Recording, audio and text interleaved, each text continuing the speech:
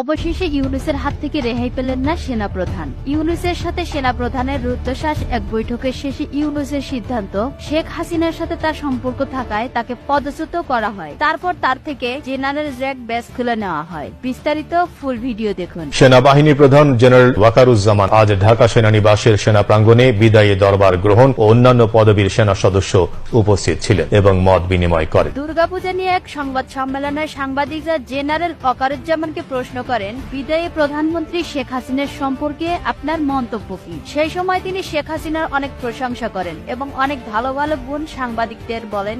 মাননীয় প্রধানমন্ত্রী কাছে কৃতজ্ঞতা জানাচ্ছি, তিনি আমাকে এই দায়িত্ব দিয়েছেন। অতীতে ওনার সাথে আমি পিএসওএফডি হিসাবে 3 বছরেরও বেশি সময় আমি চাকরি করেছি। ওনার সাথে আমার যে চাকরির অভিজ্ঞতা সেটা অত্যন্ত ভালো। একথা শুনে রাগান্বিত হয়ে ডক্টর ইউনূস সেনা প্রধান একটি বৈঠক অনুষ্ঠিত করেন এবং সেখানে সেনা